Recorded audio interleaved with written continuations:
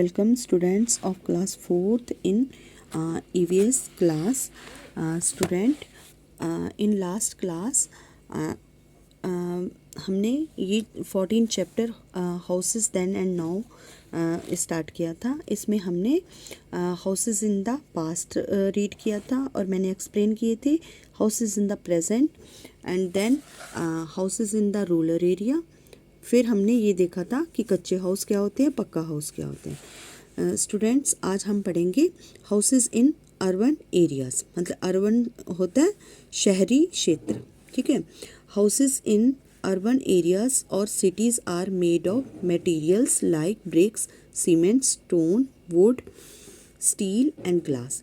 कह रहे हैं जो शहरी क्षेत्र में, जहाँ शहरों में, जहाँ मतलब सिटीज़ में, शहरों में जो घर होते हैं वो जिस मटेरियल से बने होते हैं, जिस सामान से बने होते हैं, वो है ब्रिक्स, मतलब ईंट, सीमेंट से, पत्थरों से, लकड़ी से, स्टील से और शीशे से या कांच से।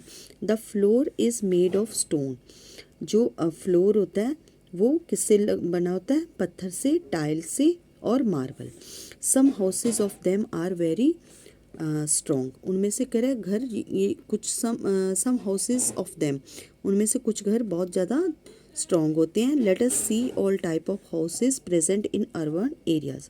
कह रहे आइए देखते हैं कि जो है शहरों में जो घर होते हैं प्रेजेंट में वो कैसे हैं।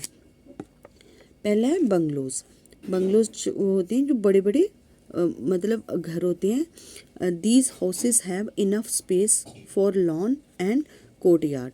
जो इन घरों में जो है बहुत सारी ज़्यादा स्पेस होती है, लॉन होता है और आंगन की जगह बहुत ज़्यादा होती है।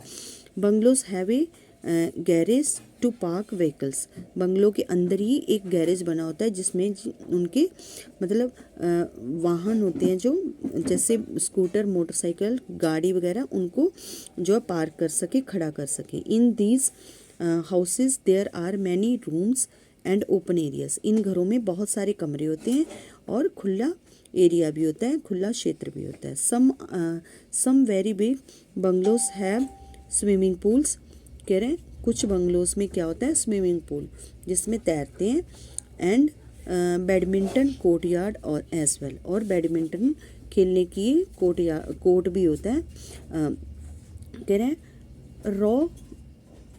रो हाउसेस होते हैं जो कतार में हाउसेस होते हैं। जैसे ये देखो आपकी इस पिक्चर में दिखाया गया है, एक ही कतार में एक जैसे घर। कह रहे some time houses are built together to form a colony. मतलब कह रहे कुछ टाइम घर जो है एक ही बिल्ट टुगेदर, मतलब एक साथ बनाए जाते हैं एक कॉलोनी बनाने के लिए। These houses are the series of 2 और 3 storey similar houses situated side by side. मतलब एक या 2 स्टोरी के घर होते हैं, लाइन में बनाए होते हैं। These houses in the colony have a common boundary wall. मतलब इन घरों की जो बाउंड्री वॉल होती है वो कॉमन होती है।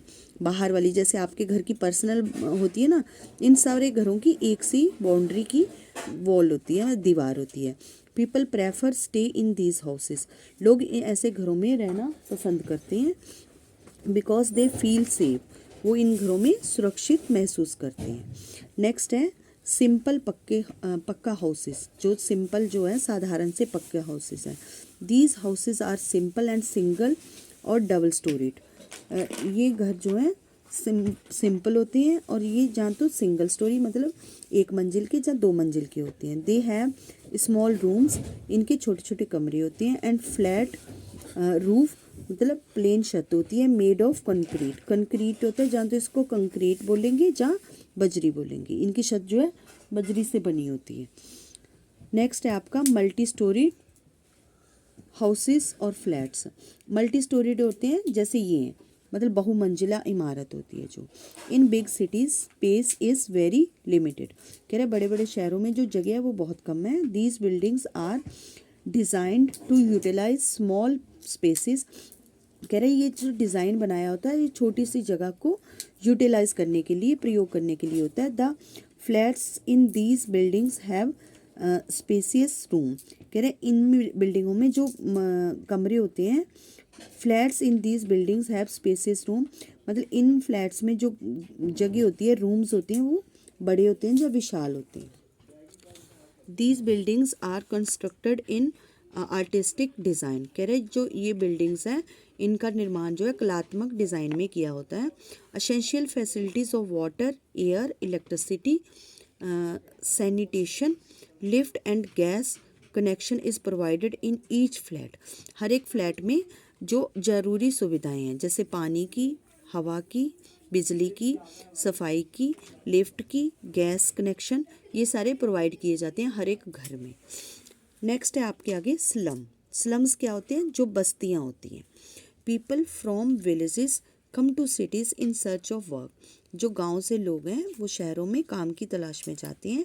People do not live in slum by choice. वो अपनी मर्जी से इन बस्तियों में नहीं रहते हैं। They cannot afford to live in a rented house. मतलब वो जो है गांव से जैसे काम करने के लिए जाते हैं तो वो रेंट पे मतलब नहीं रह पाते हैं, सैलरी कम होती है, वो कैसे इतना खर्चा कर लेंगे। और बिल्ड देयर ओन हाउस, ना ही तो उनके पास इतने पैसे होते हैं कि वो रेंट पे मतलब किराए पे रह सकें, और ना ही इतने पैसे होते हैं कि वो अपना घर खरीद सकें। The houses in the slums are made of bricks, mud, tin sheets, plastic sheets etcetera. कह रहे जो स्लम्स में घर होते हैं वो किससे बने होते हैं? मेड ऑफ ब्रिक्स, ईंटों से, मिट्टी से, टिन की शीट से और प्लास्टिक की शीट से। सिंस दे आर अनऑथराइज्ड, वो गैर कानूनी होते हैं, जहाँ इनको हम अनधिकृत भी कहते हैं। ठीक है, इसको जो अनऑथराइज्ड का मीनिंग है जहाँ गैर कानूनी, जहाँ अनधिकृत कॉलोनीज होती हैं, मतलब अथराइज नहीं होती। जो अथॉरिटी होती है इनको मतलब लीगल नहीं बताती है। They do not have electricity, water supply and drainage facilities.